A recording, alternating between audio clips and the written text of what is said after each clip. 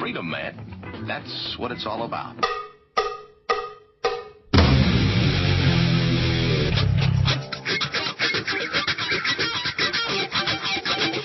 You've got to groove on freedom, like the good book says.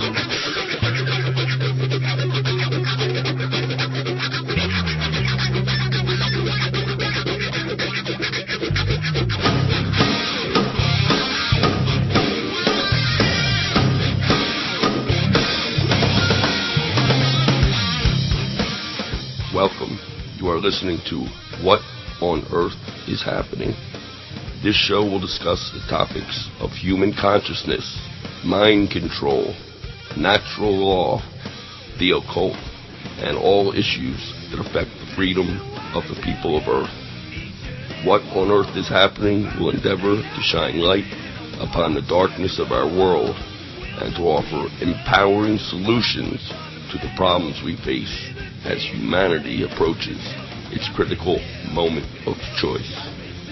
And now, here is your host, Mark Passio.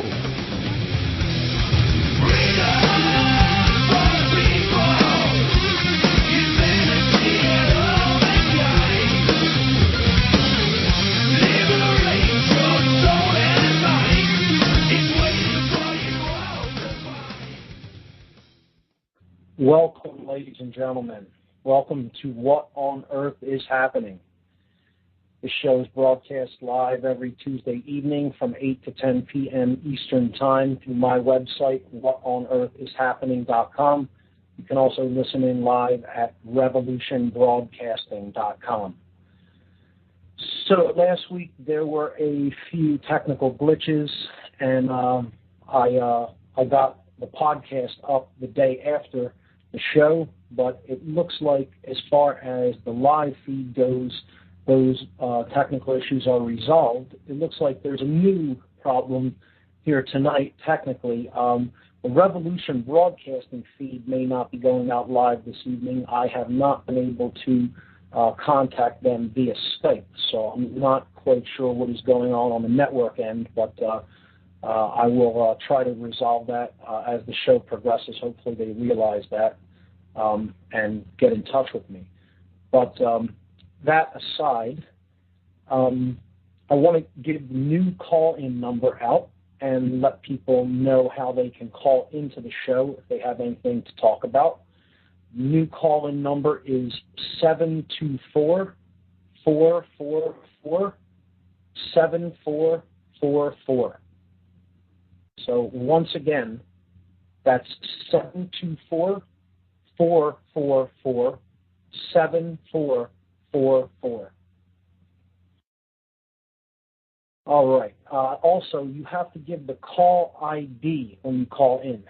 And the call ID for the show on TalkShoe is 83515. TalkShoe is the new streaming provider and MP3 podcast archiver service. So when you call that call-in number, enter the call ID of 83515. 83515, and that will actually put you through to the switchboard on TalkShoe and allow me to see that there is a caller that has called in. So that's the call-in number and call ID. And if you're going to call, please be patient. Hold on the line. I will get to you. I will see you in the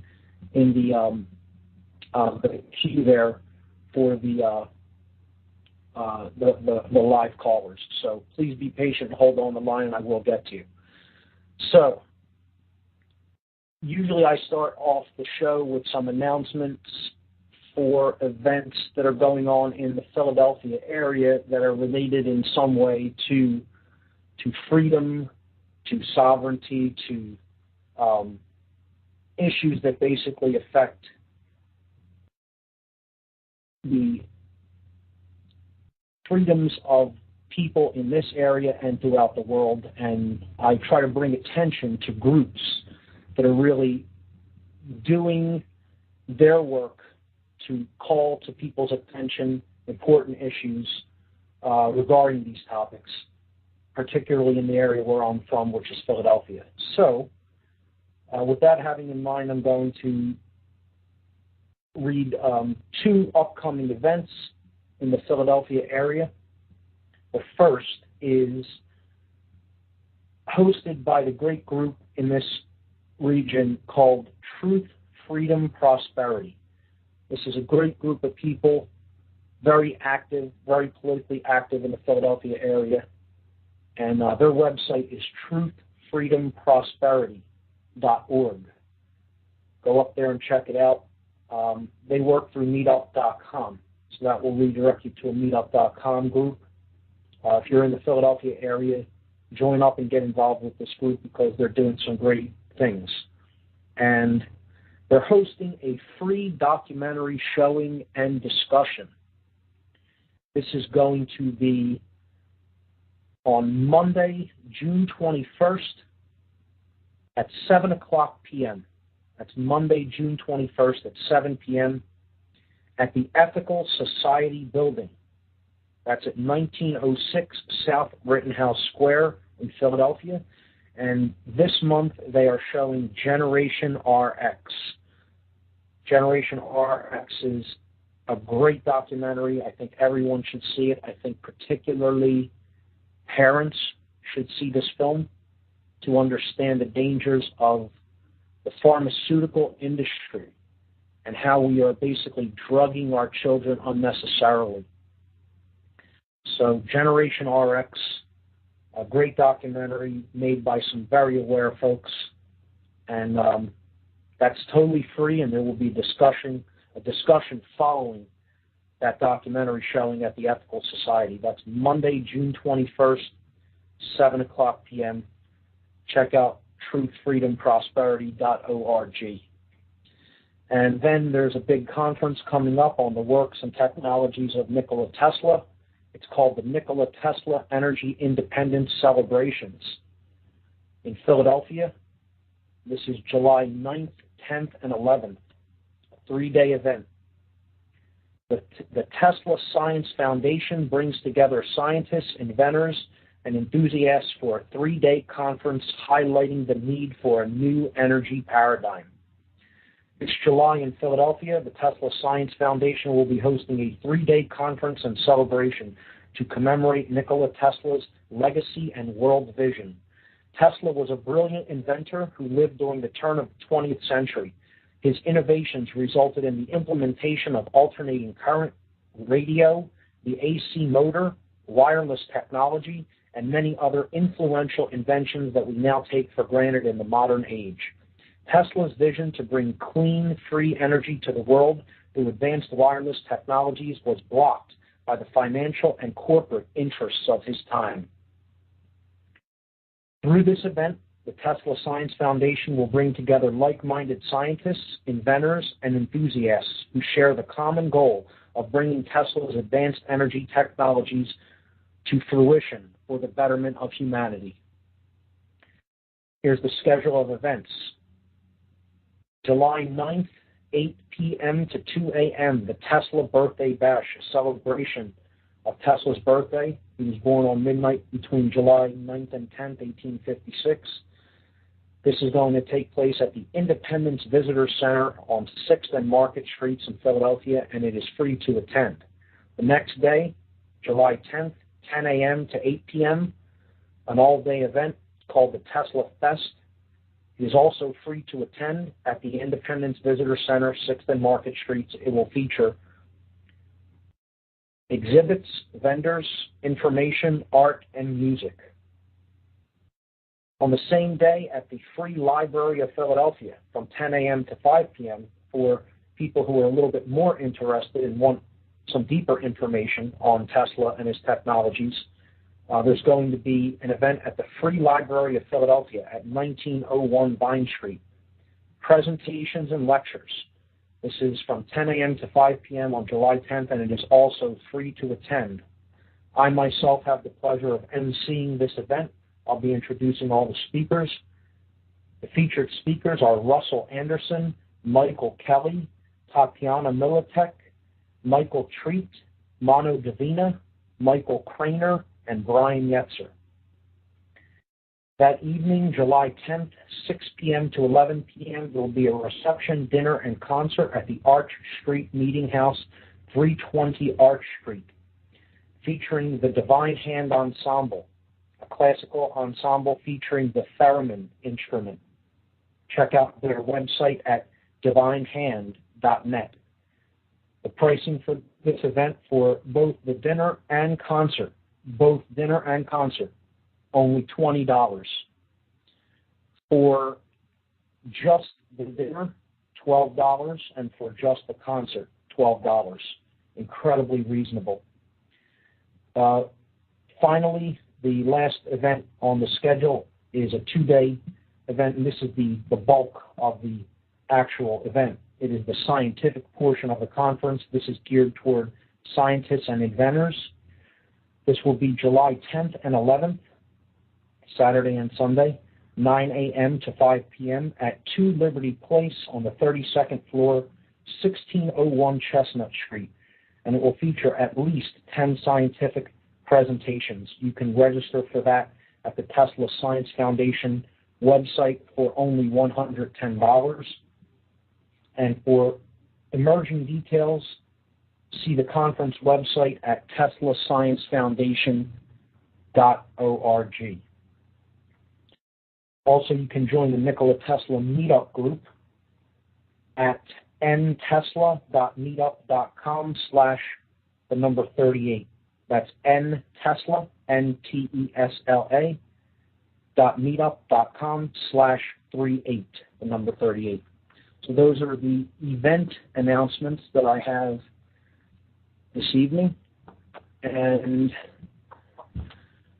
I see doesn't look like we're broadcasting over the Revolution broadcasting feed. If anybody from the network is listening in live on my feed on my site, I am unable to reach you through Skype, through the regular Skype contact. So if you are aware of that, I guess go online with Skype and I will add you into the conference call so this goes out live on Revolution Broadcasting. So let's get into a brief review of where we were at last week and what material we got through. And then tonight's topic is going to be a wrap-up of the subsection that I have been basically going through the points of over the last few broadcasts, and that is the barriers to the realization of the true self, the barriers to self-realization, self being depicted with a capital S, meaning the real self, the higher self, the true self. What blocks people from self-realization? What blocks them from understanding who and what they really are and keeps them in a low state of consciousness? And hence, we are unable to remove ourselves from self-inflicted suffering and create an experience that is more suited to what we desire. So that's what we've been doing here over the last few weeks. And this is all, again, a subsection in what we really do here is try to identify and get to the root causes of what is actually taking place in our experience, the root causal factors for human suffering.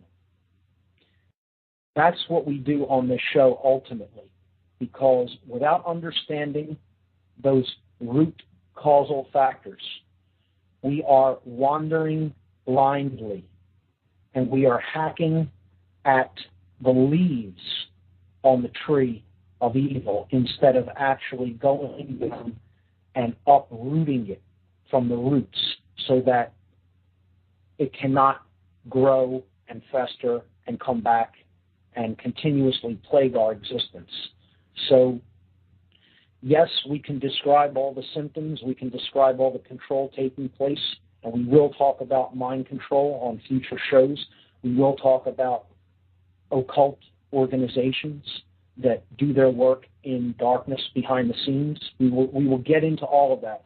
But I wanted to start the first few shows before I even get to having guests on more extensively and getting into some of the deeper manifested problems that are taking place, to help people to understand the root causal factors.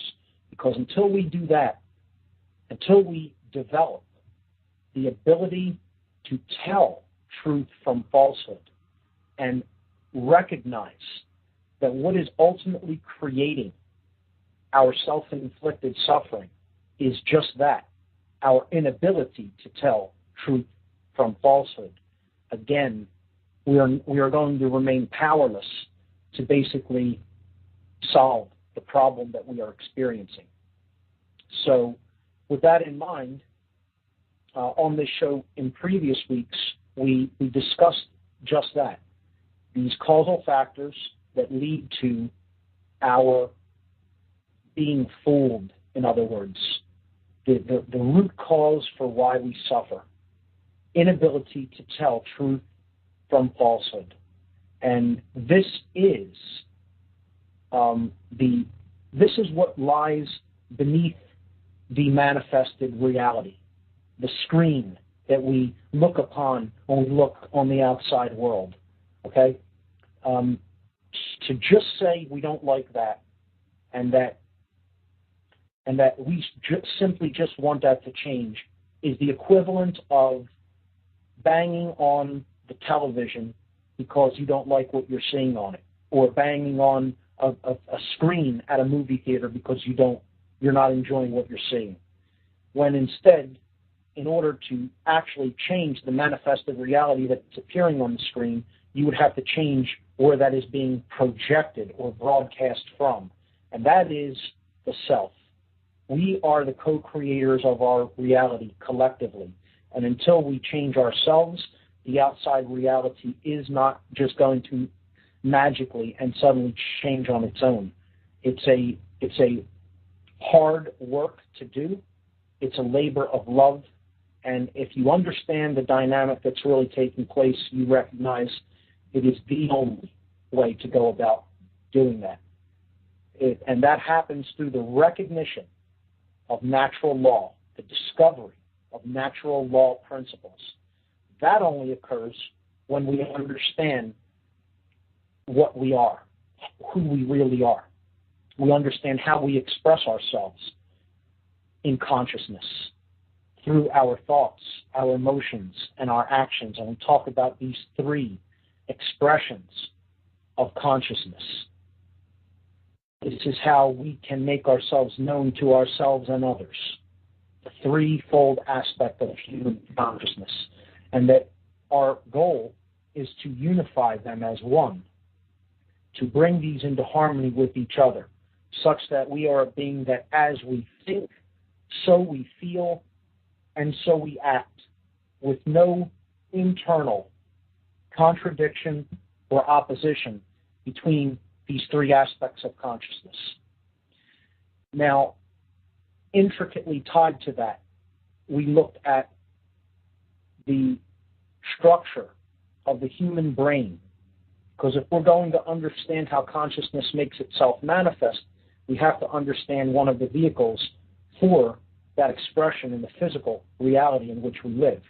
So we looked at the components of the human brain, and we talked about that we need to try to come to balance between particularly two of the parts of the human brain, namely the left brain hemisphere and the right brain hemisphere. These are the two components of the higher brain known as the neocortex. So that's called the human brain. It's divided into two hemispherical parts, two halves. So we talked about what manifests when these two halves become severely imbalanced. And this is what ultimately leads to all the external problems that we experience as suffering in the physical reality that we live in. Through the imbalancing of the brain hemispheres, whether it be to the left brain hemisphere or to the right brain hemisphere. So we talked about the importance of balancing those hemispheres to basically awaken what it has been called the third eye, the pineal gland in the center of the human brain, that grants us access to spiritual insight and true wisdom, combining the intellect side of the brain, the left brain, with the intuitive and nurturing and sacred feminine side of the brain, which is the right brain hemisphere. We also discussed the concepts of the polarities, the forces, the universal forces that are essentially working in the world at all times, and every decision that we make is essentially a choice between one of these two seeming emotional polarities, love and fear. And I say seeming polarities because they're not truly opposites, because one is real and one is an illusion. One is simply the absence of the other. Namely, fear is the illusory part, which is simply the absence of love, which is the unique and divine expression of basically all that is. So these two forces are what we ultimately get to choose between using our free will. And we talked about different worldviews that are based upon either love or fear. We talked about the expressions of these forms of energy. We talked about that if one of them, they each have an internal manifestation and each an external manifestation. When love is present within, we call that the person is self-actualized, or they understand that they are sovereign. They are the rulers of the self. I call this dominion in my work because it is coming to understand that you only get to really control the kingdom of self, which is your thoughts, your emotions, and your actions. That's what you are in control of, and essentially you're not really in control of anything else. When this state is present, you could call it self-love or self-actualization or true balance within the self, non-duality. You could give it many different names, but it is sovereignty, it is dominion, it is self-ownership, self-rulership, in such a way that your thoughts, emotions, and actions are brought into unity consciousness, and you're not in a state of internal opposition. So, if the love energy is expressed outwardly, we call that condition true freedom. Now, the fear energy, if that goes to work within a person, we call that the state of internal opposition or confusion. And when that fear is projected out into the world, you get the exact opposite of what happens when the love energy is projected outward into the external manifestation. And that results in control and ultimately in slavery of the individual beings and eventually of the wider network of individuals who are all contributing to that dynamic. And that's why we're really seeing what we're seeing in the world in the modern day, because fear has a tight grip on this world. People are living in illusory mindsets. People are living in poisonous worldviews, which is another topic we talked about on this show. We talked about an extreme left brain imbalanced worldview held by people who subscribe to the ideology known as solipsism and who decide to atheism. These two ideologies go hand in hand, and that worldview is known as randomness, the idea that everything is a cosmic accident and there is no purpose to existence, that the universe is a dead, mechanized, lifeless machine. The opposite extreme imbalance of worldview was the complete deterministic worldview that essentially free will doesn't exist and everything is determined, predetermined, and nothing can be changed from a set course that is set by God. And both of these worldviews are extremely imbalanced. The middle ground and the truth actually is that there's a combination of these worldviews at play in the world, and there is a deterministic component known as natural law, and there is a random component known as free will. And these two we are constantly trying to bring into unity if we're intelligent, if we're holistically intelligent and smart enough to understand what the causal factors are that lead to human suffering. And essentially what it boils down to is we lack the ability to tell that truth, to actually recognize it, that there is such a thing as natural law, that there are consequences for our behaviors. And if we constantly try to break that higher moral law and essentially do whatever we want, we basically are contributing to that dynamic of chaos. So we talked about order and chaos previously on the show, and we'll create these two conditions. And order is brought about not through control, as many people insist upon thinking that it is. It can never be created that way. It is brought about through coming to the recognition, the discovery and understanding of natural law principles, and then choosing through free will to live in harmony with those principles of truth. And only that can ever create chaos. You're never going to create chaos by trying to control externally the free will decisions of any other living being. Through doing that, you are living through fear, and thus you can only create more opposition, more internal confusion, and ultimately more chaos in the external reality. So the people who think that that is the way that they're going to create order are severely delusional. And I describe this condition as the equivalent of saying, I want to cool off this room temperature water and make it nice and cold.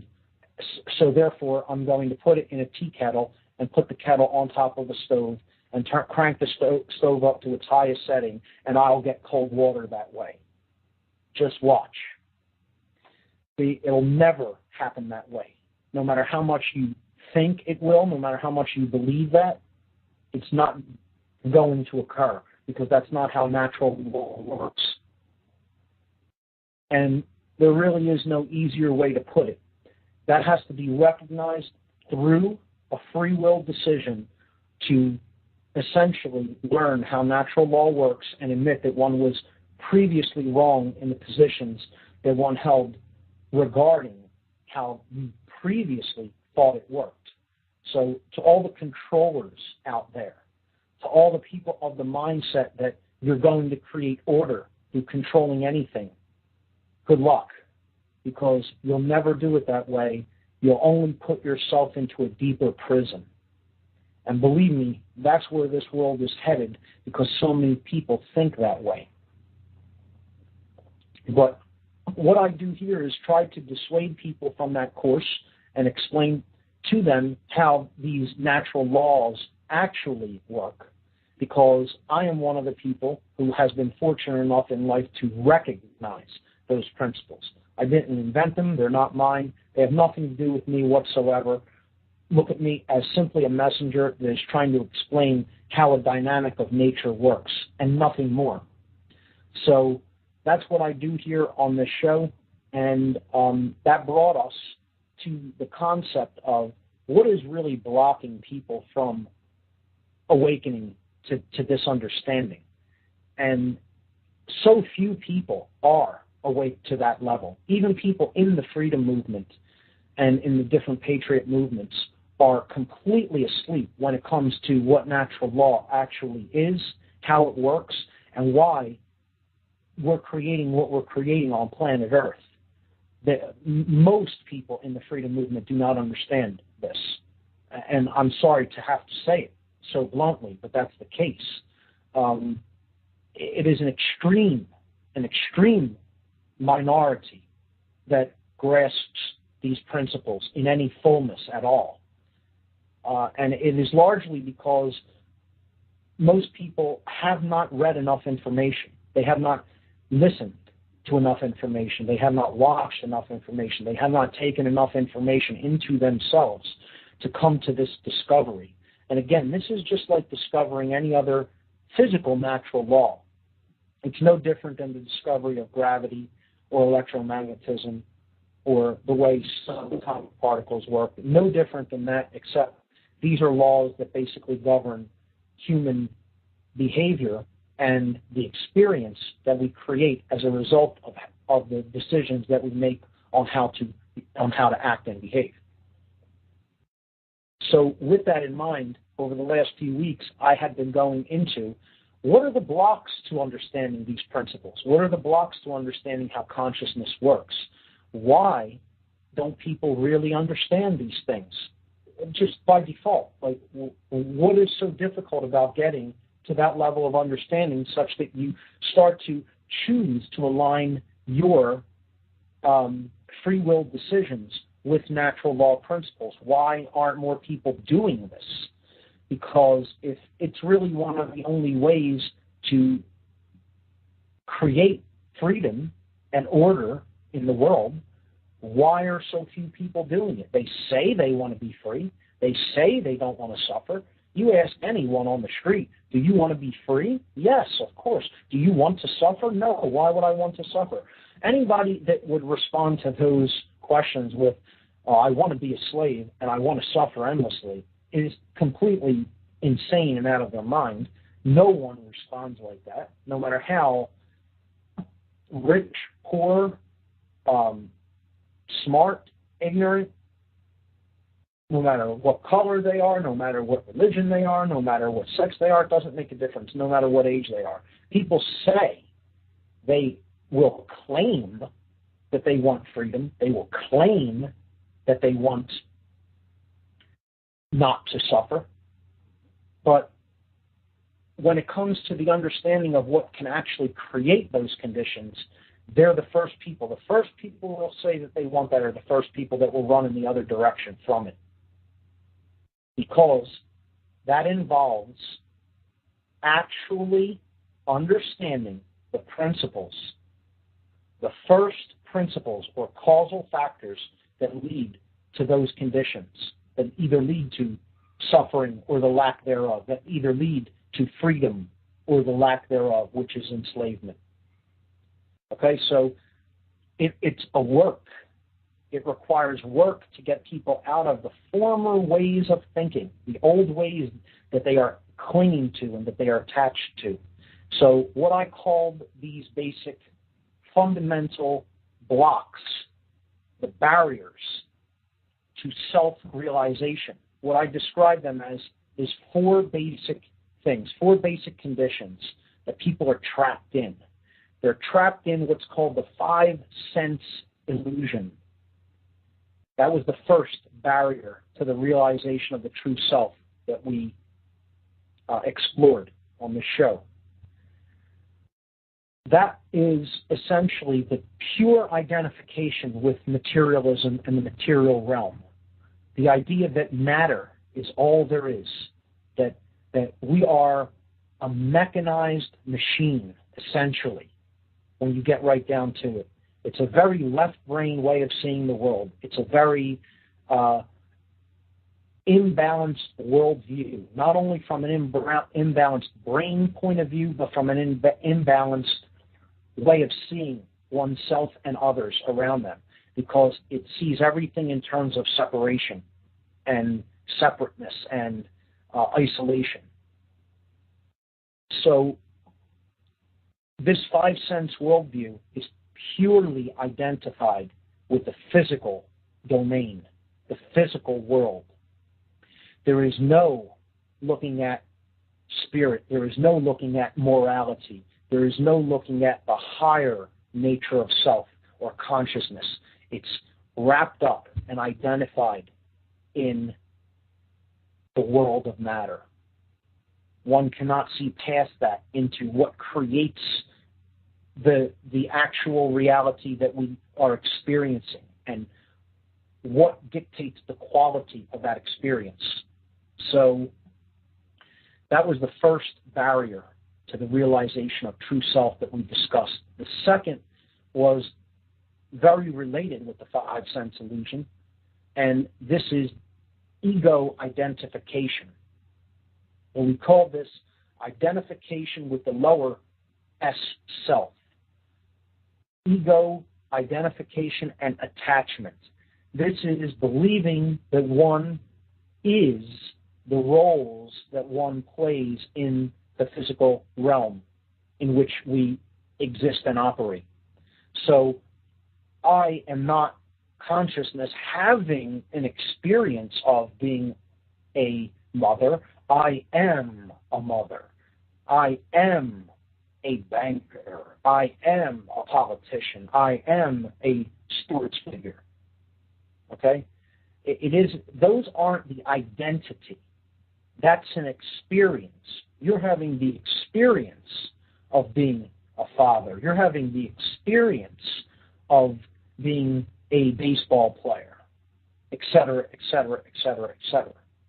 Okay? That's not who we are, but that is our experience in the world. So, that was the second barrier to self-realization. And being attached to that condition, that identification with the role as opposed to the higher self. Ego identification, getting trapped in seeing oneself as the role that one plays in the physical world, the lowercase s self. Okay? Last week we discussed the third barrier to self-realization, which was the prison of the left brain. And again, it's very tied in with the other two notions, and all of these are very interrelated. The prison of the left brain is totally related to how we were brought up in the world, particularly in the Western Hemisphere, because of how our educational, or I should say indoctrination system is structured. The school system is completely geared toward teaching people only that which is completely tied in with the physical reality and with the roles that we will be playing in the physical world. It's a very left-brained, identified way of seeing oneself and the world, because it focuses purely on just the things that are left-brain only functions, like reading, writing, verbal skills, language, mathematics, science, okay? All of these things are all left brain, logical, analytical, linear progression functions. Left out of this system of learning, because it's not holistic, it's all geared toward the left brain, is true morals, ethics, understanding rights from wrongs. Okay? That's completely left out. The sacred feminine is left out of this equation. Intuition, unless you go to a specialized school, very creative capabilities. Art and music and creativity are very downplayed in the Western school model, because that's for a very particular reason. They want people trapped in the prison of the left brain, because the left brain responds to and becomes identified with hierarchy and things always being done the same way, with ritual, with repetition, with yesterday was the same as today, and today is the same as the next day, tomorrow will be the same as today, and so on and so on and so on and so forth. This is the idea that things have always been this way, they are this way now, and they're always going to be this way. And it's a very linear progression. It's a very linear way of thinking in linear time. And this is, again, done by design. It's done by design because it's done to stifle the human imagination, the imaginative capacity of the right brain hemisphere.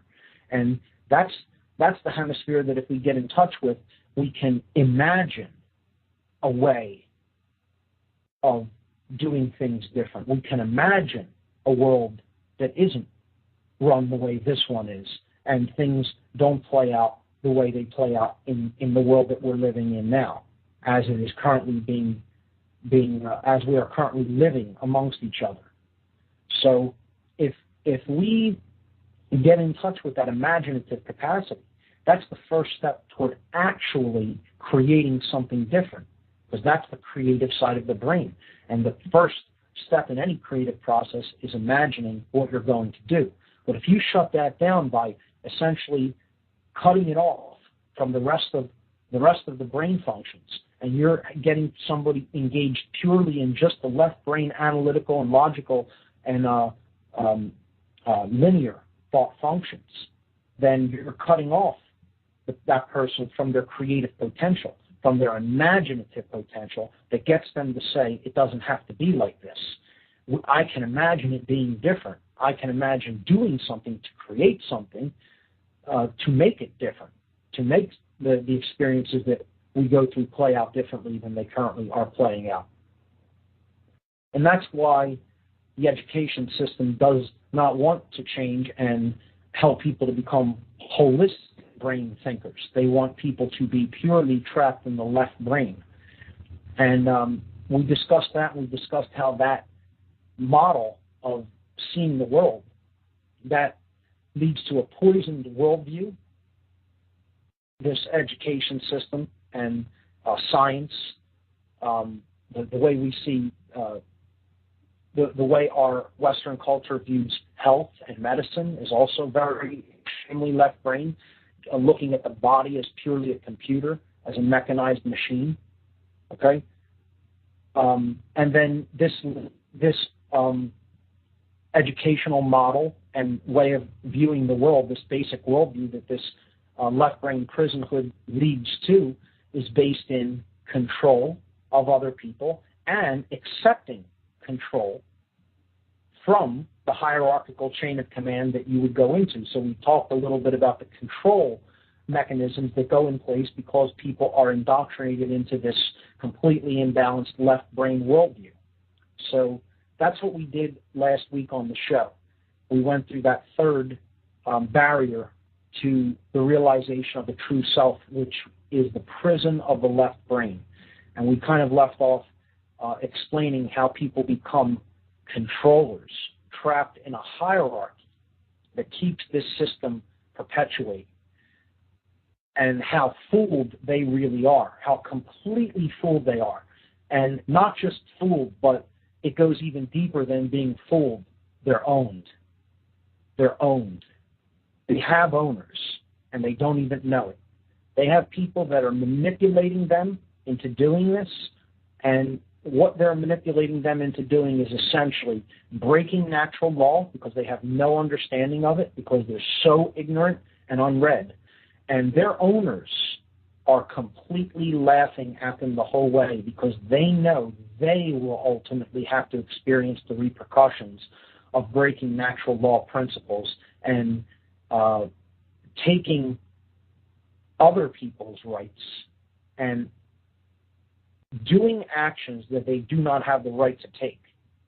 And that will all come back toward them at some point or another, whether in this life or another life, or it will be righted, it will be balanced, no matter what they think. They don't understand how this natural law aspect of karmic reality, of karmic debt works. They think that they are going to be held unaccountable for everything that they do, and they're wrong. They're dead wrong. It doesn't work that way. I'm 100% certain that it doesn't work that way. That's not I'm not stating my opinion on how it works.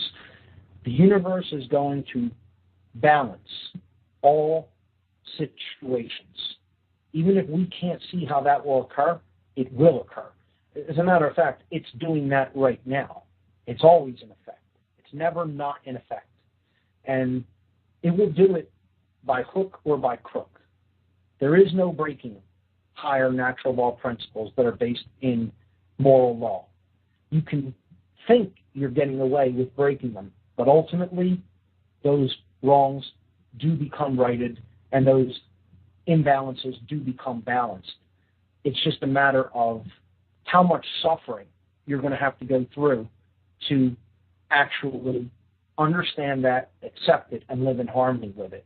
And in my opinion, from the dynamic that I study this from, and looking at it as realistically as I am capable of looking at it, I don't see this being a process that is going to just happen organically.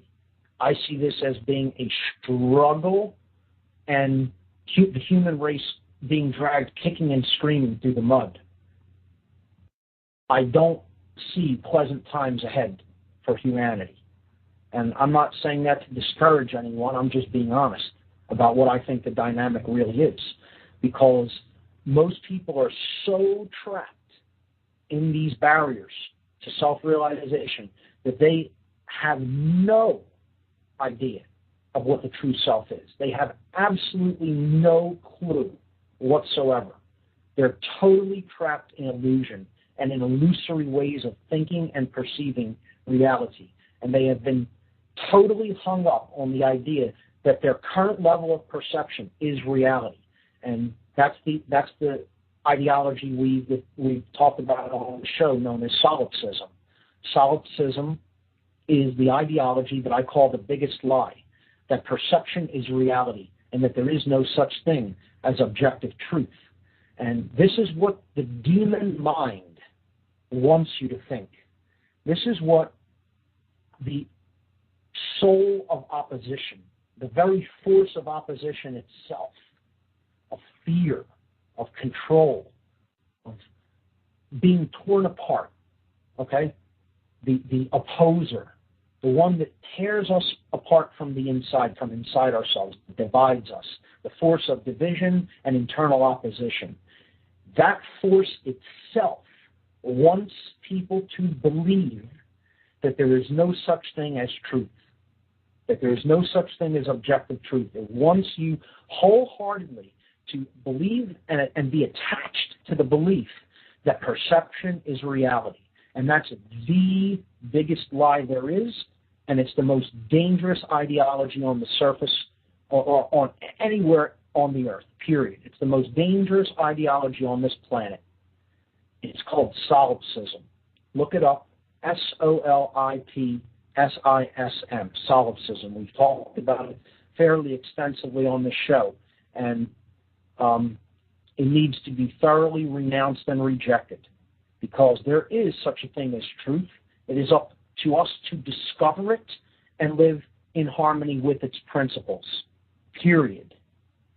And it's there if we have the will to go forward and discover it, no matter what it is. Whether the truth of the reality that we're living in is uncomfortable, whether we come to a very dark place, whether this law, this natural law is in effect and it works a certain way, it doesn't make a difference what the truth is. We need to recognize it, accept it, and then live in accordance with its principles. And if we don't like the way something is playing out, we need to get in touch with the truth in order to understand what we need to do to change it for the better, in keeping with our stated intentions for ourselves. So we say we want to be happy, we say we don't want to suffer, we say we want to be free. Well, there are requirements that go along with that. That isn't the default condition of the universe. That isn't the default condition of humanity. There are requirements that go along with that. Hey, we could make that occur. But from where we are now, there are requirements attached to making that condition occur. We can be truly free. We can not suffer. It's possible not to create a condition where there is no self-inflicted suffering. Okay? Now, some will say as long as you're in a physical body, there's going to be suffering. Okay. If you're attached to having to be that way, yeah. You can also see it as desires come and go. Attachment to desire is what's going to create suffering. Yeah, you'll be hungry again. Yeah, you'll need to sleep again. But you don't need to be attached to those desires. That's living totally in your head, in ego. Ego attachment, as we talked about in a couple of shows ago when we discussed ego identification and attachment. It's being attached to those desires where the problem comes in. Not that any desire exists. I would never suggest all desire could ever be purged from the human condition, nor that it should. But attachment to desire, now there's a problem. So we can make a stated intention and say, I want to be happy. Well, don't create any self-inflicted suffering and get attached to desire, and there can be true happiness. We want to be free. Well, don't create chaos by creating control mechanisms and hierarchies and imbalances and injustices, and you'll be free. But people insist they know better. People insist that they can live outside of the boundaries of natural law. And ultimately what this is really all about is people insist that they can play God, that they can be God. I can determine how it works. I can determine how natural law works. I can say I'm the arbiter of truth. My perceptions are reality. There is no such thing as objective truth. And that's what's going to ultimately create a hell world here. And we're well along the way, as I've said before, to doing that. Well along the way. Good job. Everyone's really, so far up to this time on this planet, is doing a great job at that. Because 99% of us are completely fooled. We don't have the ability to tell truth from falsehood. We've bought lies that have been sold to us from the cradle, and we stay attached to them. And we insist that there's no such thing as natural law, and we don't bring our free will into harmony with it. That's really what's going on here. That's really what is creating the human condition as we see it today. And we say we don't like it, and yet so few of us are willing to learn the totality of how this works, and so few of us are willing to actually change, to come in accordance with those principles, and so few of us are then willing to explain how this works to others. And because of that extreme imbalance, and so few people recognizing this, and so few people understanding it, living in harmony with it, and then explaining how it works to other people, that's why we're coming to the brink of total chaos and total suffering and total domination of our species. We're heading headlong into a prison of which, once we work ourselves into it in fullness, it will be very, very, very difficult for anyone coming after us to ever get out of that prison. It is the gates of hell literally closing in on this planet, no less than that. And you can say, hey, that's a real religious notion. Go right ahead and say that. But hell is eternal separation from any right way of being in the world. And that's where we're headed, man. I mean, that's where we're headed. In all seriousness, we are headed toward a state where it will be almost impossible to live in any way connected with right action. Because other people are so hung up on control and so hung up on that you just have to do this or this because other people say that's the way it has to be. It's the blind leading the blind leading the blind. And that brings us to the fourth barrier to self-realization. The belief and attachment to institutionalized belief systems. The accepting of belief systems. And notice I don't use the word philosophies. These are belief systems. They're not knowings. They're not anything that anybody knows is the way things are. They are beliefs that are shared amongst the people that carry these ways of acting and ways of being in the world out. Okay? And they all believe in it unquestioningly. And therefore, it has become institutionalized, meaning that it is so ingrained in society, it is so ingrained in the thought patterns and in the actions of people that they don't even question why this institution exists in the first place. That is what institutionalized thought and institutionalized belief is all about. There is no imagination to ever be able to even have the capacity to see that the world could exist and prosper even to even greater levels without these institutions. Their members think that this is an eternal principle of the universe, that this always has been like this, it is this way now, and it always must be like this. It must be like this. That's what an institutionalized belief system imprints into the minds of its mind-controlled followers. And let's make no mistake and mince no words about this. The people that follow institutionalized belief systems, all, not some, all. And again, there's a generality. There's a generality. There's somebody making a blanket statement. Yes, I'm making a blanket statement. Okay? People are uncomfortable with that. Good. Be real uncomfortable with it. You're uncomfortable with it for a reason if you're uncomfortable with a blanket statement. You know, some blanket statements are true.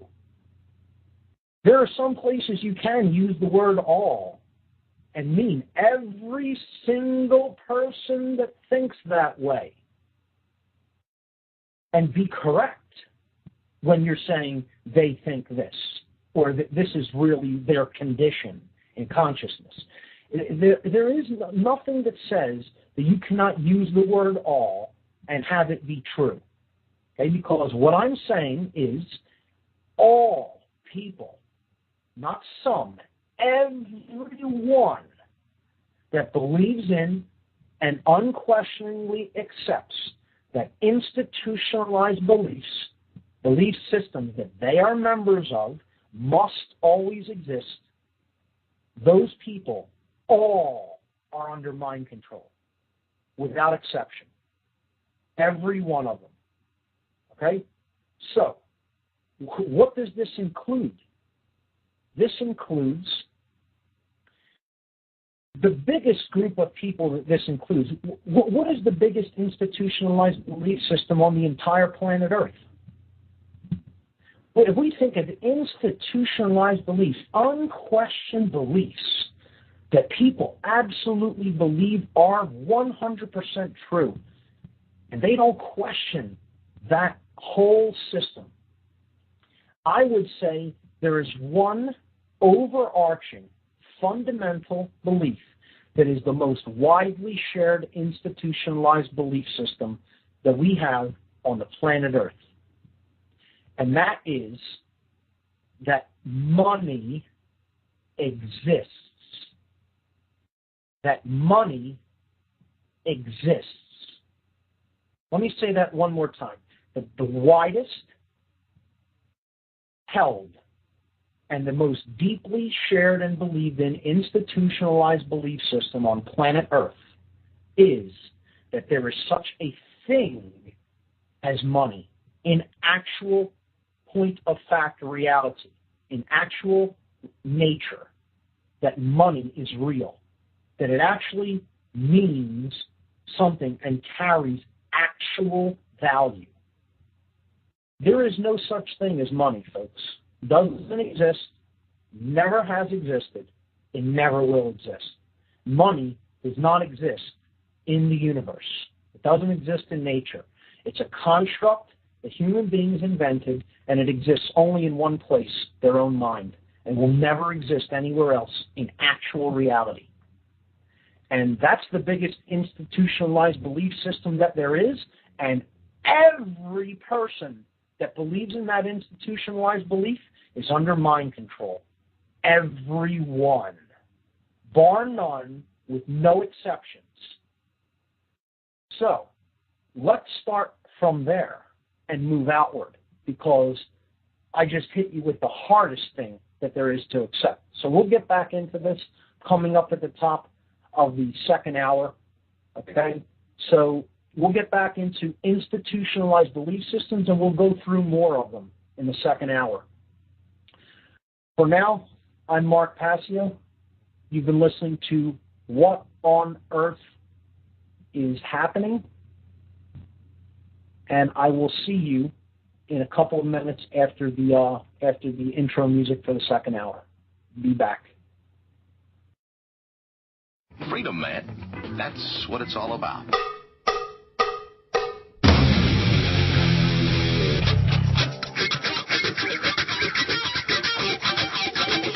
You've got to groove on freedom, like the good book says.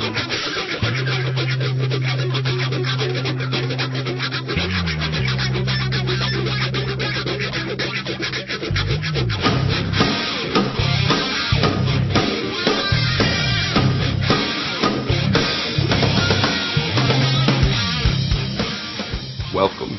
You are listening to What on Earth is Happening. This show will discuss the topics of human consciousness, mind control, natural law, the occult, and all issues that affect the freedom of the people of Earth. What on Earth is Happening will endeavor to shine light upon the darkness of our world and to offer empowering solutions to the problems we face as humanity approaches its critical moment of choice. And now, here is your host, Mark Passio.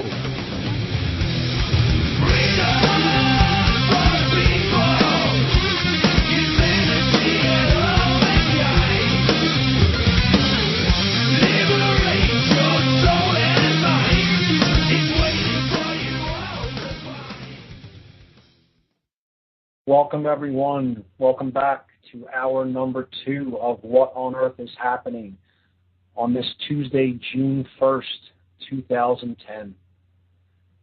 To liberate your soul and mind. That is what this show is all about. So, my website is whatonearthishappening.com. The network's website is revolutionbroadcasting.com. The call-in number for this show, anybody that wants to call in, 724-444-7444. The call ID number for this show is 83515. You'll have to punch that in when you call that call-in number. Once again, the call-in number is 724-444-7444. The call ID 83515. So in the last hour, we were talking about institutionalized belief systems. And we talked about one of the biggest institutionalized beliefs being money itself. And I would suggest that has the deepest grip of any other institutionalized belief system on the consciousness of the people of this planet. We will get back into the discussion of institutionalized belief systems in a couple moments. I'm going to briefly read a couple of announcements for the Philadelphia area. That's where I'm from. I try to do activist work in this area, and I get involved with a group called Truth, Freedom, Prosperity, and we host free documentary showings and discussions at the Ethical Society building in Philadelphia. That's at 1906 South Rittenhouse Square. We host these every third Monday of the month. So in June, there's one coming up on Monday night, June 21st at 7 o'clock p.m. Truth, Freedom, Prosperity will be presenting we'll be screening the documentary Generation RX. And it's excellent. Anybody in this area should come out and check it out and get involved with this great group. Their website is truthfreedomprosperity.org. Monday, June 21st, 7 p.m. at the Ethical Society building, 1906 South Rittenhouse Square. Free documentary showing and discussion of Generation RX. Check out their website, truthfreedomprosperity.org. Another group I'm very active with is the Tesla Science Foundation and the associated Nikola Tesla Inventors Club. This group is going to be hosting a big 3-day conference in Philadelphia this summer. It's called the Nikola Tesla Energy Independence Celebrations 2010. July 9th, 10th, and 11th. That's Friday, Saturday, and Sunday. Tesla Science Foundation will be bringing together scientists, inventors, and enthusiasts for a 3-day conference highlighting the need for a new energy paradigm. Look up Nikola Tesla and understand what this man tried to do and why I'm involved with this group. The main reason I'm involved with this group is because the control of energy is the control of human beings, folks. The control of energy is the control of people. The events for this 3-day conference, July 9th, 8 p.m. to 2 a.m., Tesla Birthday Bash at Independence Visitor Center, 6th and Market Streets. That's free to attend. July 10th, 10 a.m. to 8 p.m., Tesla Fest at the same location, Independence Visitor Center, 6th and Market Streets, featuring exhibits, vendors, information, art, and music. It is also free to attend. Presentations and lectures at the Free Library of Philadelphia, 1901 Vine Street. That's July 10th, 10 a.m. to 5 p.m. I myself will be emceeing this event and introducing the featured speakers. And they are Russell Anderson, Bree Kelly, Tatiana Militic, Michael Treat, Mano Divina, Michael Craner, and Brian Yetzer. This event is also free to attend. So 3 out of the 5 events that this conference comprises are free. There's 2 more events scheduled. One is a reception, dinner, and concert on July 10th, Saturday night, July 10th, 6 p.m. to 11 p.m. at the Arch Street Meeting House, 320 Arch Street, featuring the Divine Hand Ensemble, a classical music ensemble centered around the electronic instrument known as the theremin. Check out their website at divinehand.net. The pricing for both the dinner and concert together, only $20 to attend. Tickets are already on sale. And for just the dinner or just the concert by itself, $12. I mean, I don't know how you could possibly beat that for an evening out. $20 for both, $12 for either a dinner or concert. Just absolutely incredible, and all those proceeds will be going to a great cause, namely developing a new energy paradigm that is freely shared, and it is green, it is clean, and it is free. So come on out to the reception, dinner, and concert at the Arch Street Meeting House.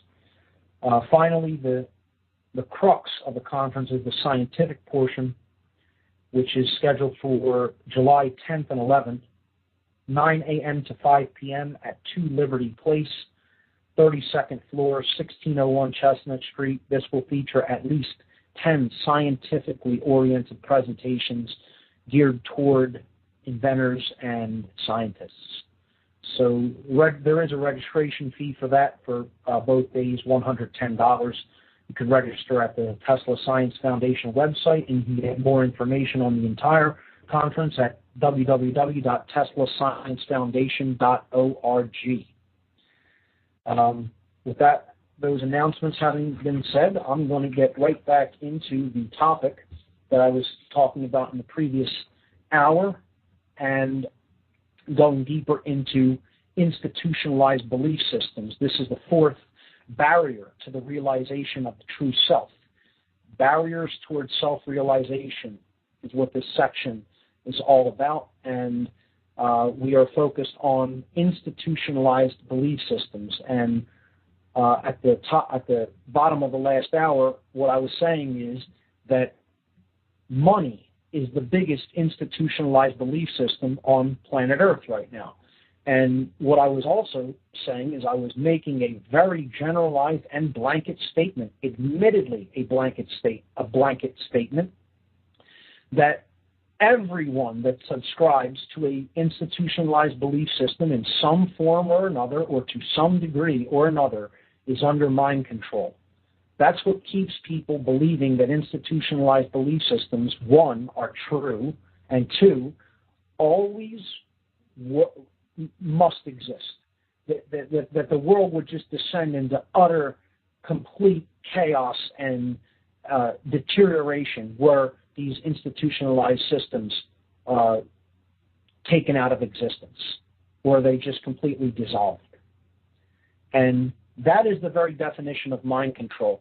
The very definition of mind control is the inability to use the imagination to envision anything different.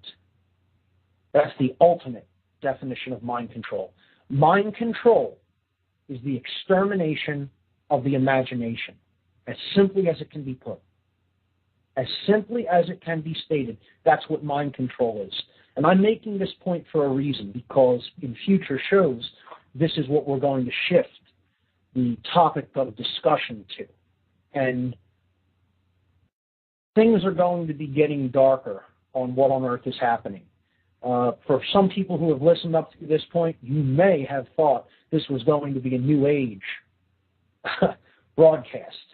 Well, nothing can be farther from the truth, okay? We are going to look at the dark, as many in the New Age movement will not, okay? Because they'll say, oh, yes, that empowers it. No, ignoring things is what empowers them. Ignoring things and letting things just happen on the default settings is what's giving the negative more power. Learning about how methodologies work, arming yourself against negative methodologies, and then being able to do something that is extremely empowering and positive is not negative. Nothing could be farther from the truth. So we are going to look at the dark. We are going to confront the shadow on this show. The shadow is there for a reason, and we should not be ignoring it. We should stare it in the eyes. We should look it down, and we should confront it, and we should integrate it, and we should heal it. That's what a lot of people in the New Age movement aren't telling people, because they've subscribed to an institutionalized belief system. And that's mind control. Let me ask you a question. Why is it? Now really think about this for a moment, those who are listening tonight or on the podcast. Why is it that we have the same language, the same words in the English language are used, now get this, for being committed to an institution, meaning I believe in and subscribe to what this institution is doing, okay? I believe in the educational system. I believe in the military. I believe in the police. I believe in this religion. I wholeheartedly support these institutions. I'm committed to an institution. Why do we have the exact same language for being committed to an institution, as I've just described, as we do for being committed to an institution, meaning being taken away from normal society to be placed in a hospital that deals with treating mental problems and issues? That's an accident? That we happen to have the same language for those two things? I don't think that's an accident. You want to know why it's not an accident? Because they mean the same thing. If you're committed to an institution, you might as well be committed to an institution. And that's about as close to humor as I'm going to get on tonight's show, folks. So enjoy that, but I think there is something to that. That's not an accident that it works out that way in language. And we'll be talking about, and already have talked briefly about, how critical the understanding of words as they have come to be structured in the English language really are. We need to understand how words are structured and what they are saying to us at all times, in all places. There is magic in the language. Some people have referred to this as synchronicity or synchromysticism. Understanding that words that are trying to tell us something. You know, there is a consciousness and intelligence that is coming through in the language itself. If only we connect to it through getting in touch with our right imaginative, creative capacity of the right brain, our right mind. And there are many more examples of how language works out like that, but that's just one of them. Because it's all about mind control. They have to convince you that their institution must exist, or there would be utter chaos and ruin, that there would be just ruin if that institution went away for some reason. Not continue to take the actions that it tells you it must take. It's all mind control. So let's look at some other institutions. Okay? And make no mistake about it, I realize what this is. This is attacking everything that just about everybody in the world holds sacred in some form or another. I get that. I'm not naive enough not to understand what I'm doing here, or how hard it would be to transcend this mental condition that most people are identified with. Because what it really is it's ultimately attacking what someone else sees, perceives, and believes as their identity. Which is why this relates hand in hand with ego identification. Another barrier to self-realization. As long as people identify with the roles that they play in an institutionalized belief system, they're going to be identified with the institution itself. You see how that works? Because if the institution is ultimately not doing something that is really necessary, that is ultimately so good that it must exist, and I'm part of it, what does that mean for me? That I am part of that institution. See, then you have to really reevaluate what you're doing with your time and with your life.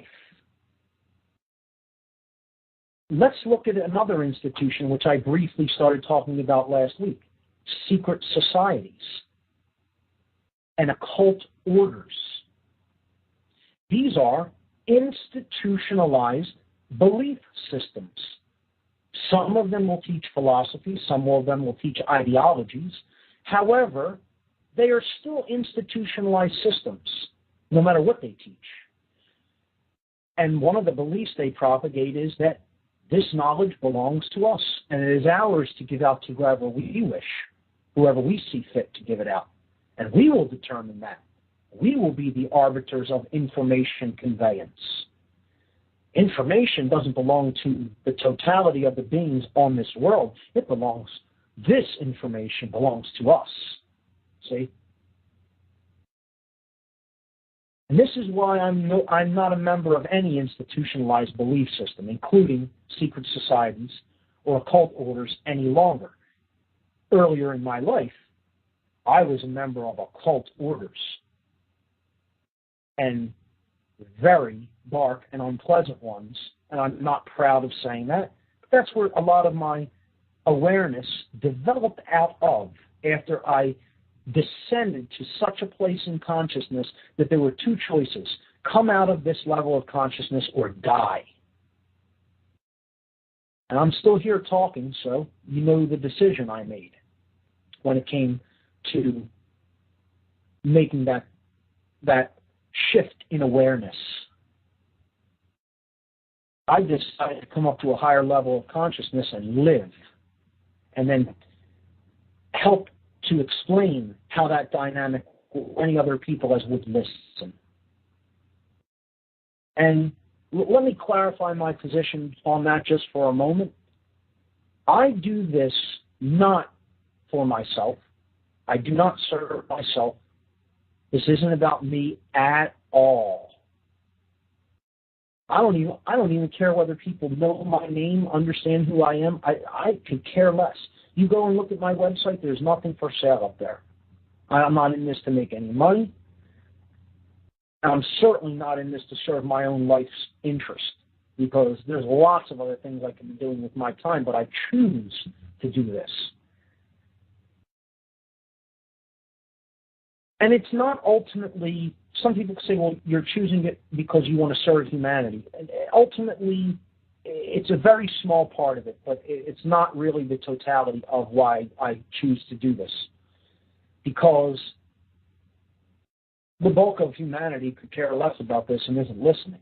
I mean, let's be realistic. I'm under no delusions of how big what I do is or who's listening.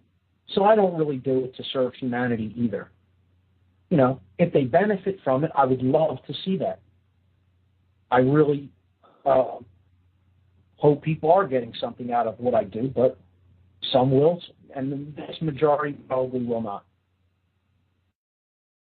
based on the level of consciousness they're currently at. I don't see most people paying much attention to this. I see most people wanting to watch sports, wanting to drink some beers, wanting to, pursue frivolous pursuits and live for the pleasure principle, and that's about it. And that's why the world has headed into the prison state that it's headed. But going back to the idea of why I do this at all, it's simply to serve the truth. That's it.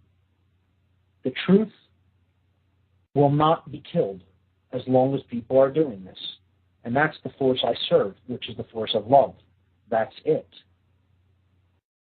You can say anything you want about my approach, my style, my blanket statements, the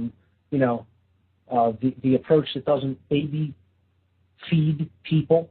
Because if you're a person that hasn't emotionally matured and isn't ready to hear this, go listen to something else or go watch some junk on television.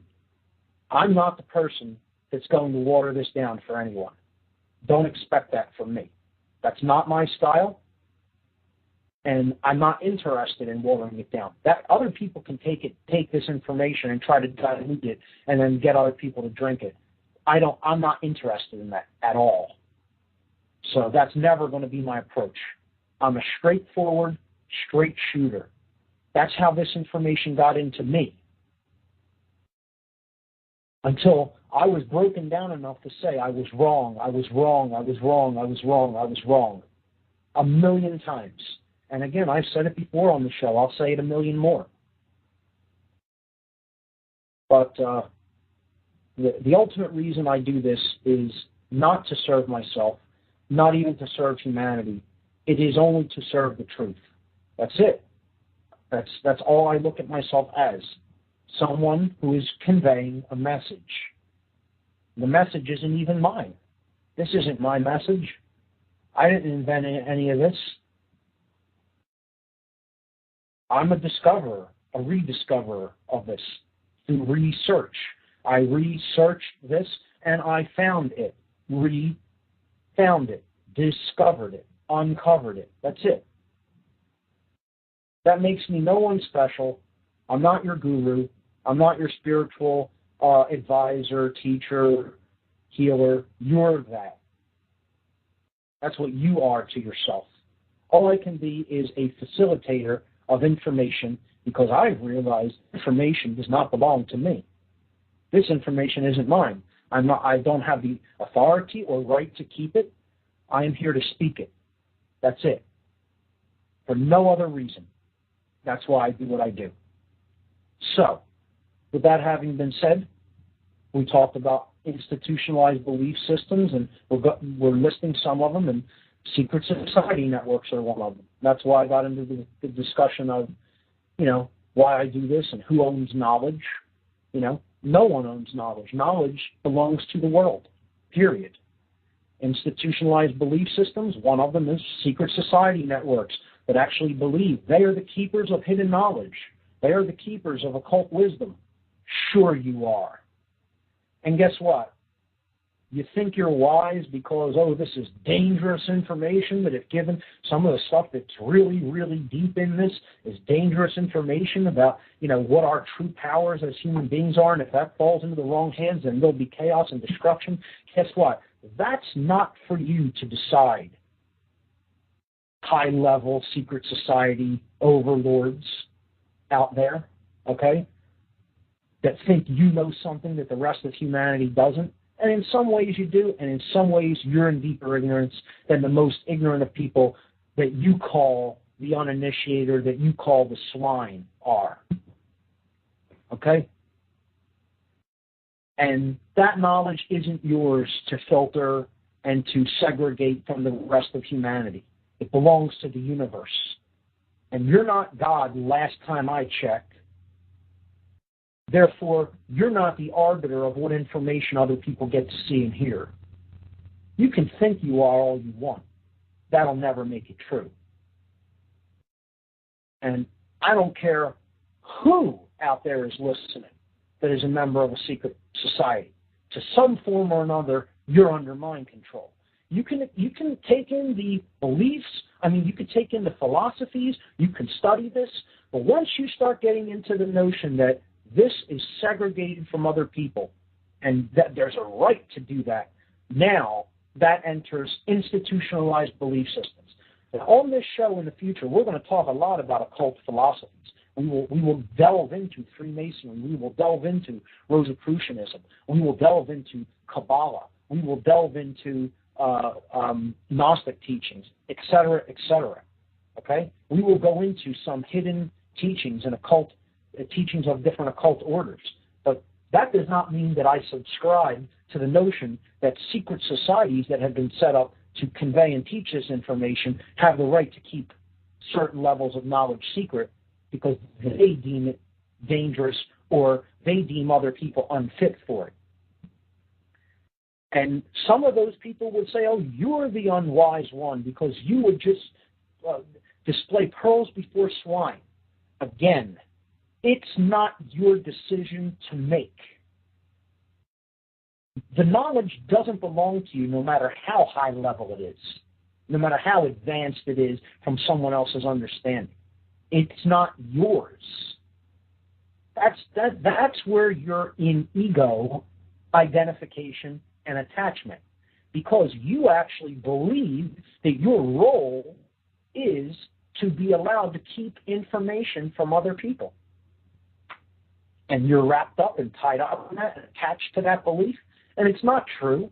Nothing you ever say or do is ever going to make it true. And that's why you accept your role in your institutionalized belief system of secret society member such and such degree. Well, it's all mind control. Okay? The first one we talked about is money. It's all mind control. Never has been any such thing as money. Doesn't exist now. Never going to exist. All the people out there that think gold's money, mind control. Silver is money, you're under mind control.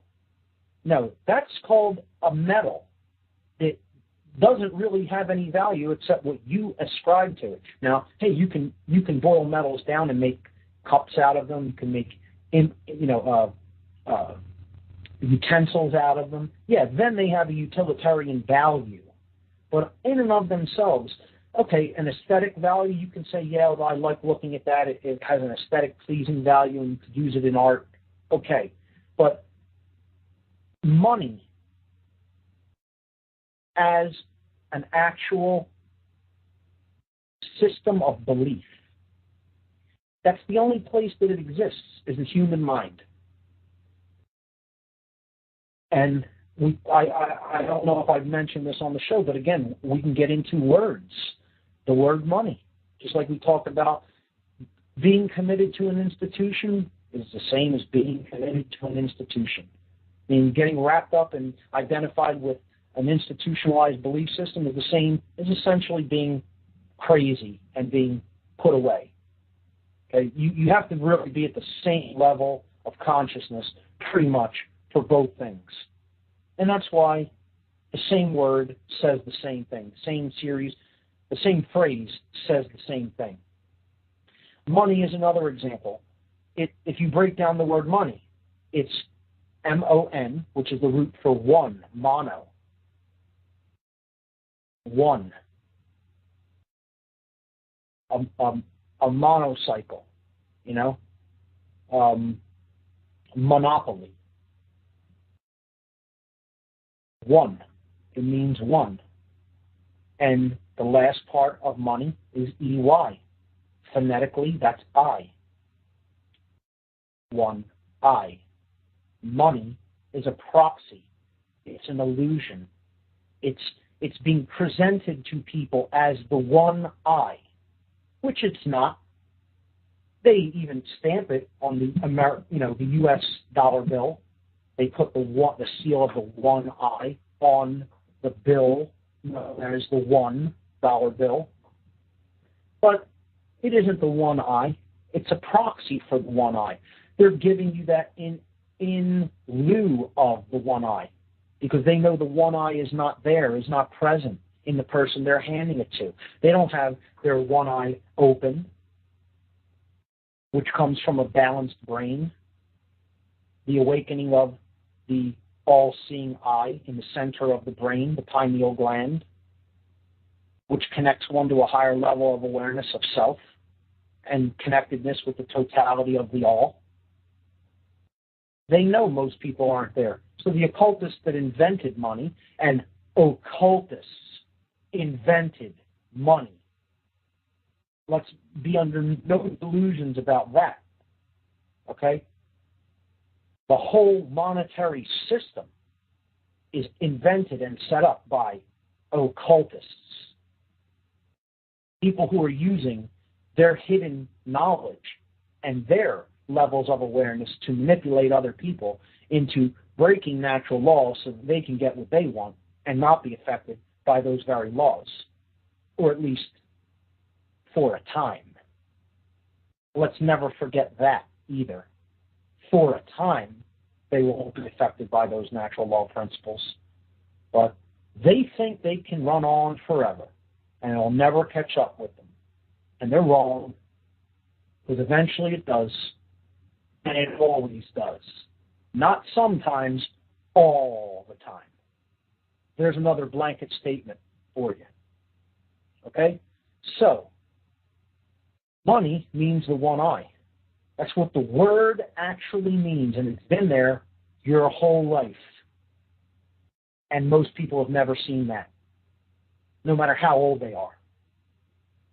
But there it is, right in the word. And it's a proxy for the one I. And a proxy means something that is given to you in place of the real thing. And someone says, here, take this and imagine that it's the real thing. You know, just use it as the real money, the real one I. They think that they think they can convince you, and they have convinced many people, that that's going to bring them balance and love and happiness, because that's what the one I actually represents. The ability to see with a spiritual sight that brings to one happiness, the end of self-inflicted suffering, true balance, true harmony, living in harmony with nature, living in the dynamic energy of love, etc., etc., etc. And money will never bring you any of those things. Yet they're trying to convince you that that's what it can bring you.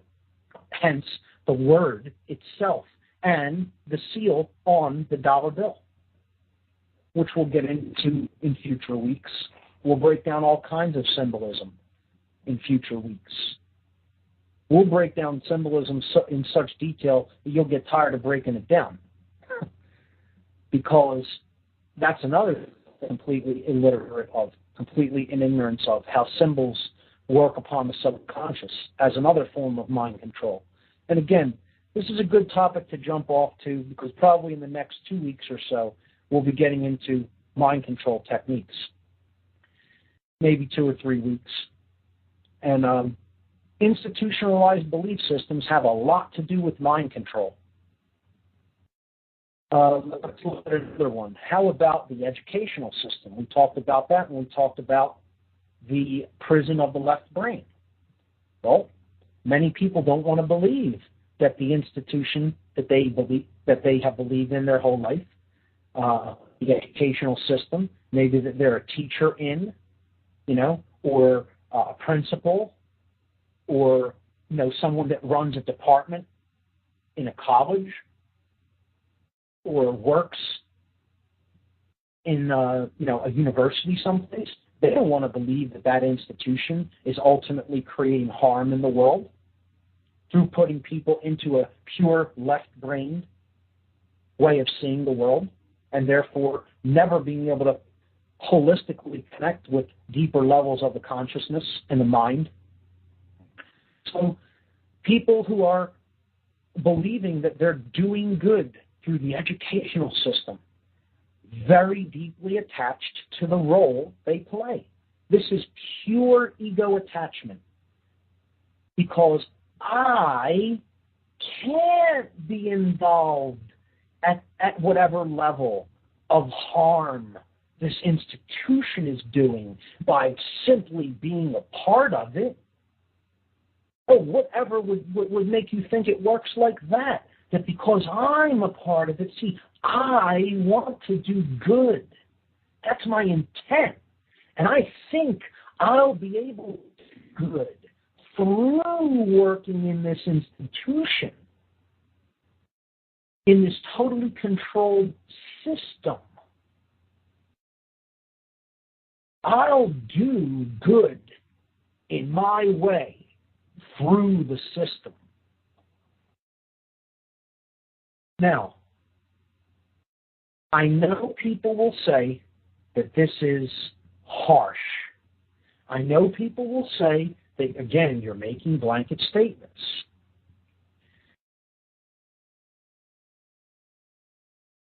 Everybody who is thinking like this,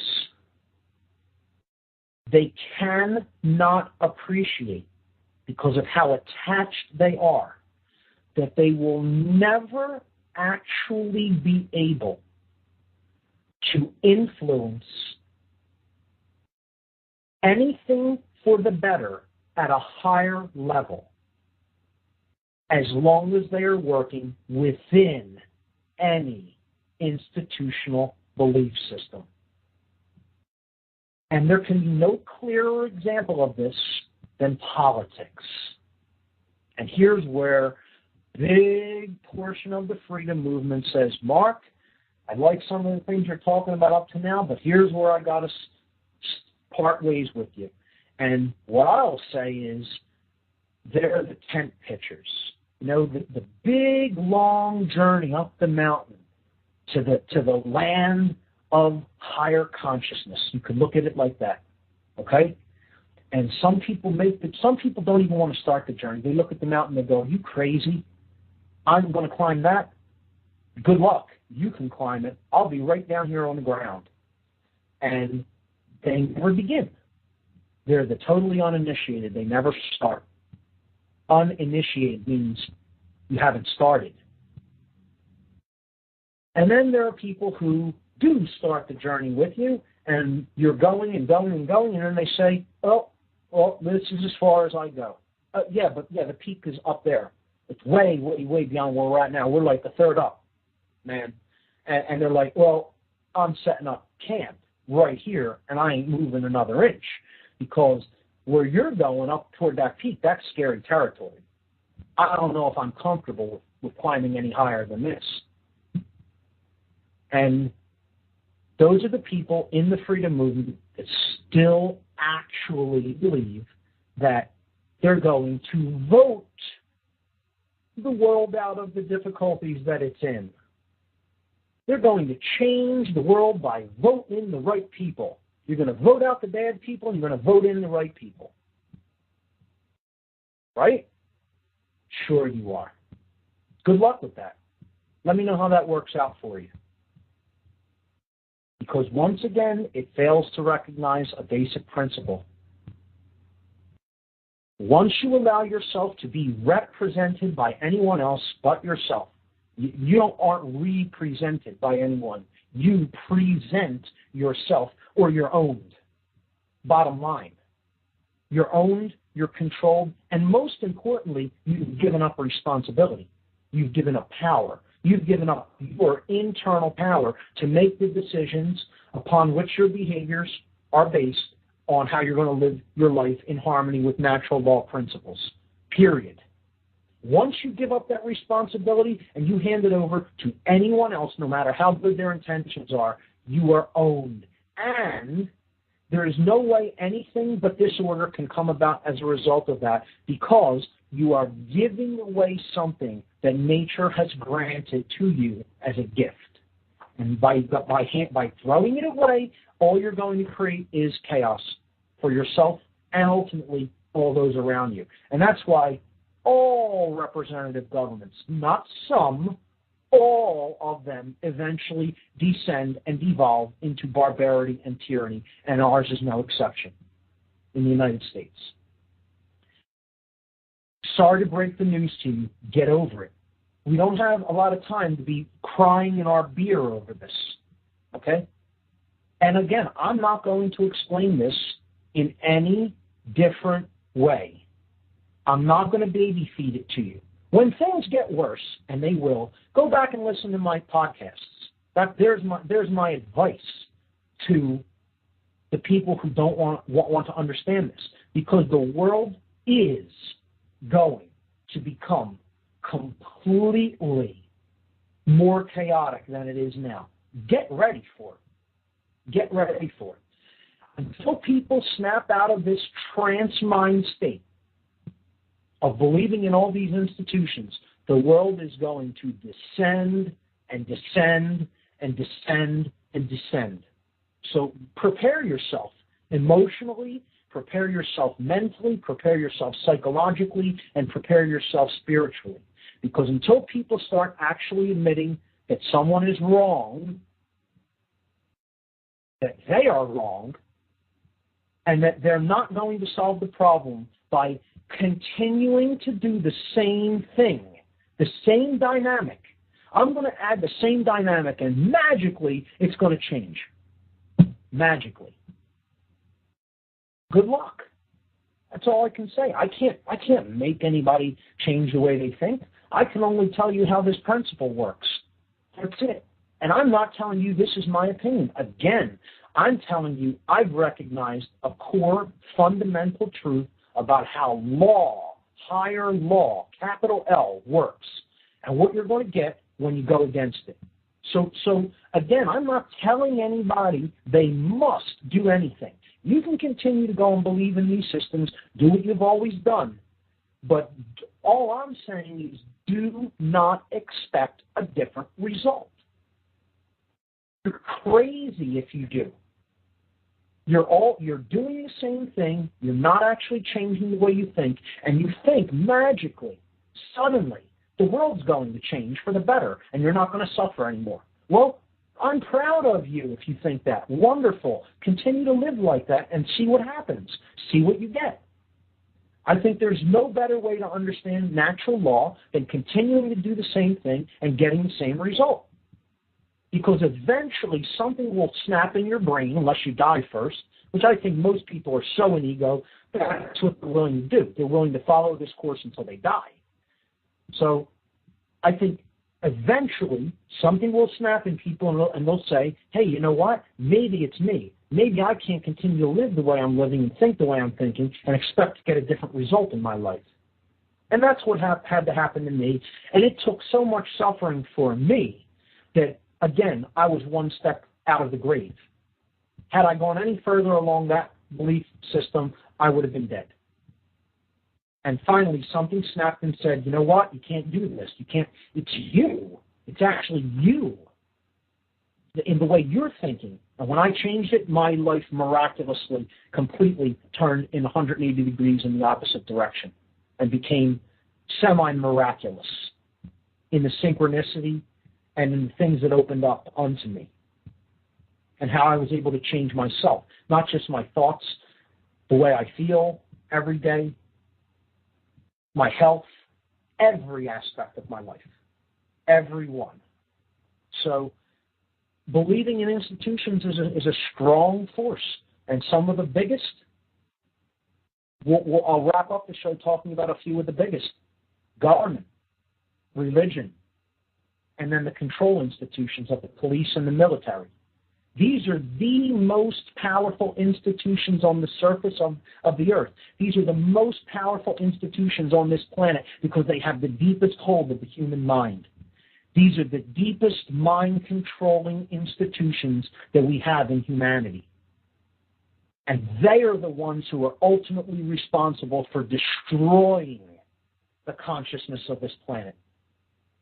And I don't really care who's listening that's a member of any of these institutions. I don't care who's listening. I don't care who's offended. I don't care who finds this hard to accept or believe. These are the institutions that are going to be responsible for the destruction of the human species if we don't pull up from this course and reverse the direction that we're heading in. Government, religion, military, and police. That's it. And every member, no matter how well-intentioned, every member, I'm going to say this 1,000 times, and you can take it however you want to take it. But notice, I'm not saying anything about whether these people are actually good-hearted people or bad-hearted people. I'm only making the statement that every one of them are fooled. Every one of them does not understand how natural law works. Every one of them, in some degree or another, is under mind control. Bar none. If you are in government and believe that there needs to be government to control people's actions, and that the only way to create order is through control, and as an end to that, you must have government, you're under mind control, period. I don't care who you are, you're under mind control to a certain degree. Those who believe there should be less government are under a little less mind control, but they're under mind control nonetheless. The same thing with police. All of them, not some of them, all of them are under mind control to some degree. Everybody that believes in religion as an institutionalized belief system, I'm talking about organized religion, not the deep core philosophies at the very core, the principles. That's not what I'm talking about. I'm talking about the actual organized religious institutions. Everybody that is a follower of one of them and does not understand that they're a sovereign being and there is no intermediary required between them and the divine in some form or another, to some extent or another, is under mind control. And I will not back down from those positions. I'm not going to water it down. I'm not really interested in hearing a debate or debating as to whether that's true or not. I'm making the statement because I've recognized that is the case. That is the case. I understand what all of these institutions are, not what I think they are, not my opinions about them. I've studied their practices, methodologies, and the way they operate in the world to the extent that few people have. And I know that anybody believing in these and accepting them and thinking that they must be eternal institutions is in some form or another under the dynamic of mind control. All right. This is the first time I'm going to attempt to take a call. I'm sorry. I see that this person's probably been in here for a while, but let's go to a caller. It says on my switchboard here, Southwest Pennsylvania. So, Southwest Pennsylvania, are you on the line? Hey, what's up, Mark? Hey. Who is it? This is Eric. Oh, Eric, how you doing, man? Eric here in Doylestown, Pennsylvania. What's up, man? So you have a good show tonight. Very interesting things about ego attachment. Unbelievable. I agree. You definitely become. Now that you said it, you had like a quote from somebody I think 2 weeks ago, or maybe it was last week about the truth hurts, and then you said basically it only hurts if there's attachment to it. Yeah, myself and Walter Rhodes, my guest a couple weeks ago, we were talking about that. We were talking about the difference between just ego being a tool to understand that in the physical domain, you have an individuated expression of consciousness. versus being attached to the ego and allowing it to not operate in its role as a tool, but to actually become the master. In other words, ego, I don't think, should be completely purged. It is a tool for consciousness to understand that, hey, this is my body and not your body. We have different physical expressions, okay? And, ego lets me put food into my mouth as opposed to trying to feed myself by putting food into someone else's mouth. It's that simple.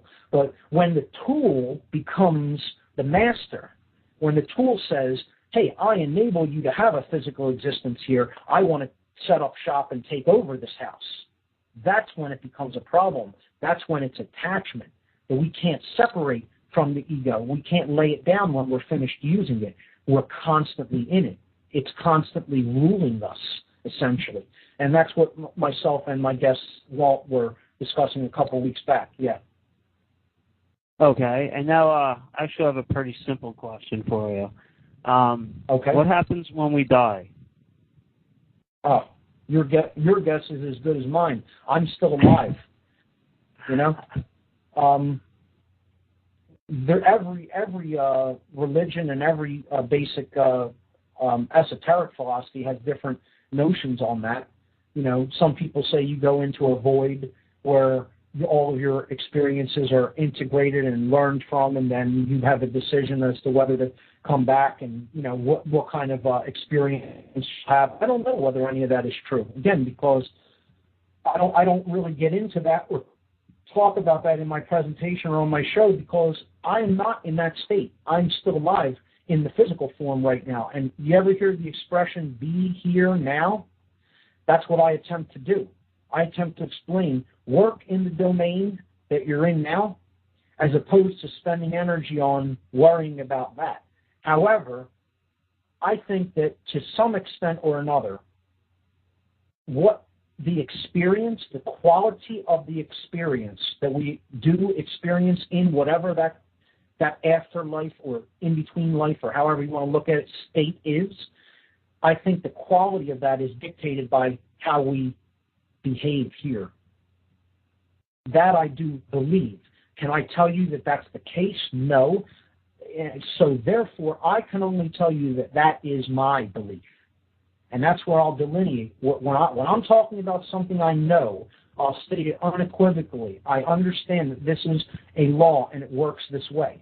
But if I do not know that, then I will say unequivocally, this is my belief about how this may or may not work. I believe that whatever experience is waiting for us when we pass away from this level of consciousness, I believe the quality of that and the amount of choice that we will have in that will be directly related to how we behaved while we were in this domain, while we were in this expression of consciousness. Do you ever feel that? Like, do you feel like your whole life has like a purpose and we will go on to something bigger? I mean, just the fact that I'm alive, I'm like a good-looking guy, I have a life. Like, it just seems like there's more to it than just us being like, evolved monkeys, flopping around, ruling the world. Well, I certainly believe there's a higher purpose for existence. I don't think that the universe is some dead machine that just is here for no reason and happened by cosmic accident, as very left-brain imbalanced people do. I think there's absolutely purpose for being. And I think the purpose is to grow, to expand in consciousness, to create. That's why we call it a creator. It created this construct for experience, for expression, and it created it to be a reflection of itself, which is a creator. We ultimately have to get to a point where we're a conscious creator. We understand what will create our experience, and then we choose that which is better, that which we choose one thing out of many possibilities because we learn discernment, and we learn here's a better choice if we want to create this. Here's a better choice if we want to create this, And I think that's what this stage of our evolution is all about. That is about learning discernment. is about learning this is what you need to enact or behave like this to get what you say you want. And until you combine your will with that understanding to actually do it, you're never going to get what you say you want. So I think that's part of why we're here, to learn that very principle. And I wish I could tell you, Eric, I really wish I could be a super hopeful person and say, I think we're really understanding that. I do not think that we are understanding that as a species. I think some very few do understand that. But the majority of people here choose to turn their backs on those principles and ignore them. And that's why I don't see good things coming for planet Earth, sadly. I'd like to be able to tell you different, man, but I do not have an optimistic view of the future based on where we're at now. Now, that may be slowly changing, but I don't feel it's changing in large enough numbers. Well, I know this. I know that they have us like on drugs and there's mass mind control and everything. They throw everything in the kitchen sink at us to basically keep us in a lower state of consciousness. So we don't question our reality. We don't question, is that really the truth? We don't have the imagination and curiosity to say, wait, is there more to life? Should I be doing better? I like the Gandhi quote you have: be the change you want the world to be. If you want the world to be a better place, then be a better person. That's right. Simple. Yeah, I think he understands it very well. We get wrapped up in the whole idea that we need to do something first so that we can have what we want and then we'll be happy. And it's really the reverse. You have to be different, be a certain expression in the world, in consciousness. Then conditions will be created so that you can have the things that are necessary for you to be able to do what you want. It isn't do, have, be. It's be, do, have. That's how the dynamic really works. See, that even is only halfway, because then you have to go back and even reverse it and say, well, now that I have what I was looking for, what do I do with that? And that's really putting it into practice in the world and learning how to really act in wisdom, in proper, moral, upright ways that affect and influence other people in the world. And that's ultimately what I think the purpose of being here is, to learn how to develop the will to do just that. Word. Well, I see the show's coming to an end. I got to talk to you, man, so I'll call you around 10:30, all right? Yeah, man, definitely. Always a pleasure to hear from you, Eric. Thanks for calling in, man. Hey, no problem. And I got you a bullhorn, Mark. For the first Friday thing, huh? I'll be seeing you this first Friday, hopefully, and I'll give it to you then. But it looks pretty cool. But, we're going to play a word association game in Doylestown. That's what I have planned. Well, these are the people that are really under hardcore mind control out here. They're nice people. They're educated. They make good money, but they're just in that institutionalized ego attachment state. Unfortunately, man. But there's things that we can do to slowly help bring them out of that, man. And we'll work on it. We're not going to give up. We're not going to stop. Well, I think it's easier to talk to people about stuff like this now than it was 2 years ago, just because the people who run the world, the governments, really have overreached. With the oil spill and all the other BS that's going on, yep. People are a little more. I agree. Eric, thanks again for calling, man. I'm going to wrap up the show. I'll talk to you, man. All right, see you, everybody. Bye-bye. Take care. All right, that brings us to the end of this show. I think I'll, at the beginning of the next show, briefly go a little bit more into institutionalized belief systems, and we'll get into some other topics. So for now, I am Mark Passio. You've been listening to What on Earth is Happening. I will see you here next Tuesday at 8 p.m. Good night, everyone.